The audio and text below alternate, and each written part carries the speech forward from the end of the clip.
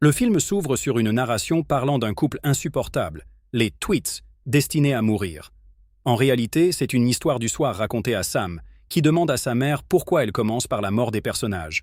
Elle lui répond qu'il se plaint toujours parce qu'il veut des histoires plus intenses. Sam ne veut pas d'un récit ennuyeux, et sa mère le rassure. Cette histoire est différente, car les Tweets ne sont pas comme les autres. Elle raconte alors leur vie. Ils détestent tout, surtout l'un l'autre. Mariés depuis 47 ans, ils vivent un enfer quotidien et se jouent des mauvais tours sans arrêt. Pourtant, même ceux qui détestent tout aiment quelque chose. Les Tweets, eux, adorèrent leur parc d'attractions construit dans leur jardin, Tweetlandia. C'était leur seule joie et leur plus grande fierté, celle qu'ils voulèrent montrer au monde. Ils ont fait une publicité à la télévision. Et même si elle n'a pas touché tout le monde, deux orphelins, Bisha et Bubsy, l'ont vue. Bubsy veut absolument aller à Tweetlandia parce que tout ce qu'il aime s'y trouve. Bisha n'aime pas trop ça, mais elle lui promet de l'y emmener avant qu'il ne quitte l'orphelinat la semaine suivante, car il va être adopté. Le jour de l'ouverture, les Tweets sont ravis de voir leur premier visiteur. Mais c'est un policier qui ferme le parc pour dangerosité. Pour eux, c'est comme si on leur enlevait leur bébé. Furieux, ils décident de faire une sale blague à la ville, comme la ville l'a fait à Tweetlandia. Pendant que Bisha réunit les orphelins pour filmer un message d'adieu à Bubsy, les Tweets entrent dans une ville calme. Ils volent un liquide de viande pour hot dog, le versent dans le grand réservoir et le font fuir partout pour contaminer la cité. Bisha tourne une dernière vidéo avec Bubsy avant son adoption. Elle lui demande son meilleur souvenir de l'orphelinat Triara. Bubsy raconte le jour où elle l'a fait tellement rire que la pomme de terre coincée dans son nez est tombée dans son lait. Pendant l'enregistrement, ils entendent des bruits dehors. En vérifiant, ils voient M. Napkins, le directeur, sur le point d'être englouti par le liquide de hot dog. Bisha le sauve avant qu'il ne s'y noie, et il la remercie profondément. Les Tweets, eux, sont ravis. Leur farce passe aux informations. Les habitants se plaignent, se demandant comment des travailleurs sérieux peuvent survivre dans une ville pareille. La journaliste dit que les coupables ont peut-être détruit le réservoir, mais qu'ils ne pourront jamais briser l'esprit de la ville. Cela met les Tweets hors d'eux. Comment peuvent-ils être accusés? Selon eux, n'importe qui ferait pareil si son parc était fermé. Ils décident alors de faire exploser les fesses des habitants. De son côté, Bubsy rencontre ses futurs parents. Il est heureux, car il a toujours rêvé d'avoir une famille. Mais le couple venu pour l'adopter annonce finalement à M. Napkins qu'il renonce à cause de certaines circonstances. Ils ont vu aux informations que certaines zones de la ville ont encore de fortes traces de liquide de hot dog dans les canalisations. Ils ont aussi vu les orphelins boire cette eau toxique. Ils expliquent qu'ils n'ont pas les moyens d'assumer un enfant contaminé et qu'ils vont chercher un autre enfant dans un autre orphelinat. Le directeur Napkins réconforte Bubsy et lui promet qu'il trouvera une famille, mais Bubsy reste très triste. Bisha lui dit d'espérer « Une famille incroyable finira par venir, elle en est sûre ». Bubsy lui répond qu'elle s'occupe toujours des autres, mais qui s'occupe d'elle? Bisha dit qu'elle a 12 ans et qu'elle n'a besoin de personne. Bisha décide soudain qu'elle ne va pas attendre que le monde devienne moins cruel. Elle veut chercher des indices pour retrouver ceux qui ont mis le liquide de hot dog dans le réservoir et les faire punir. Depuis sa fenêtre, elle voit les Tweets se voler un produit chimique et commence à les suspecter. Le soir, elle et Bubsy se rendent chez eux. L'endroit est tellement sinistre qu'on dirait un lieu où des enfants disparaissent. Quand Bisha frappe, les Tweets sortent brusquement, armés. Bisha leur ment en disant qu'ils veulent visiter Tweetlandia. Les Tweets se réjouissent en pensant que les enfants ignorent la fermeture du parc. En réalité, Bisha et Bubsy le savent, mais ils sont là pour enquêter. Quand les Tweets avouent qu'ils ont répandu le liquide de hot dog par vengeance, Bisha et Bubsy décident discrètement de partir pour aller les dénoncer à la police. Malheureusement, ils ne trouvent pas la sortie. Ils découvrent 3 animaux enfermés dans une cage. Par compassion, Bisha et Bubsy arrivent à comprendre ce que les animaux disent. Les animaux sont en réalité une famille retenue de force par les Tweets. Le petit se présente. Elle s'appelle Mandy Mugglewamp. Sa mère est Mary Mugglewamp et son père, Marty Mugglewamp. Ils expliquent qu'ils sont coincés là depuis des années. Ils disent qu'une clé se trouve quelque part dans la maison des Tweets et supplient les enfants de la chercher. Les Tweets arrivent soudain et crient à Bisha et Bubsy de s'éloigner des créatures.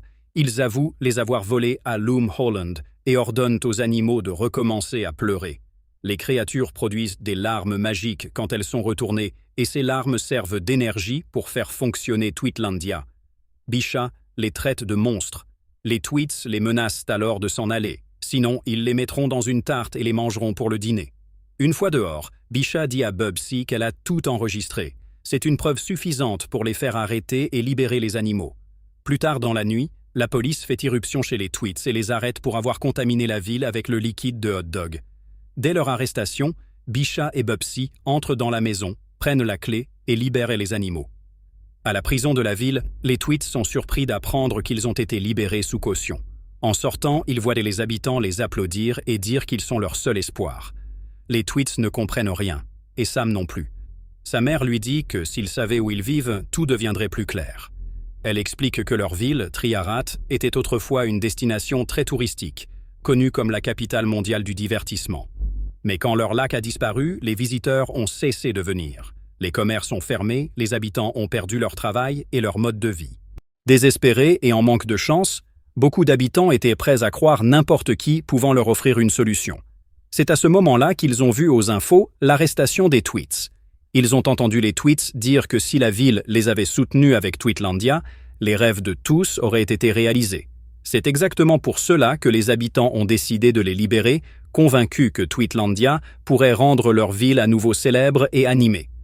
Les Tweets acceptent de jouer le jeu et font des promesses qu'ils ne comptent pas tenir. Ils assurent que si la ville investit 1 000 $, ils rapporteront 1 milliard. Une petite fille dit à ses parents que cela semble être un mensonge évident, mais ils lui répondent qu'elle est trop jeune pour comprendre que les Tweets vont réaliser tous leurs rêves. Les Tweets rentrent chez eux. La femme prépare des spaghettis pour fêter la réouverture, mais elle lui fait une blague. C'est seulement un verre.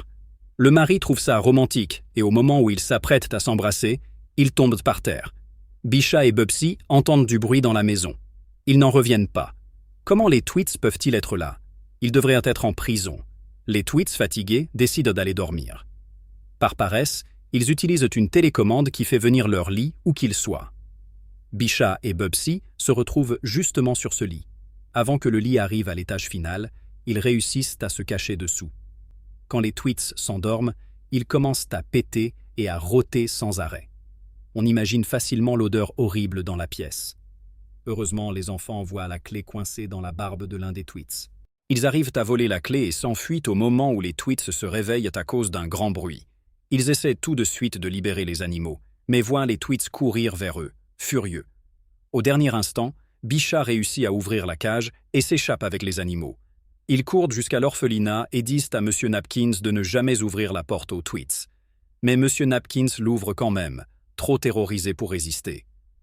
Bisha et Bubsy préviennent alors tous les enfants.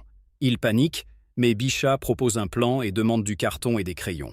Pendant ce temps, les Tweets racontent à M. Napkins que Bisha et Bubsy ont volé leurs animaux magiques, dont les larmes font fonctionner Tweetlandia. Mais M. Napkins ne comprend rien. Les Tweets, furieux, prennent sa montre, ses vêtements, s'emparent de l'orphelinat et le jettent dehors à moitié nu. Ils vont ensuite dans la chambre des enfants, qui préparent leur piège et se cachent. Quand les Tweets entrent, Bisha les attire dans un piège. Ils tombent du bâtiment dans une mare de liquide de hot dog. Au lieu d'être en colère, ils sont impressionnés par son astuce. Ils demandent à lui parler et disent avoir une offre spéciale. Bisha sort avec un extincteur pour se protéger. Les Tweets lui disent qu'ils veulent l'adopter. Il suffit qu'elle leur rende les animaux pour rouvrir leur parc et former une famille heureuse. Bisha refuse et affirme que ses parents reviendront bientôt. Les Tweets rient, sûrs qu'ils ne reviendront jamais.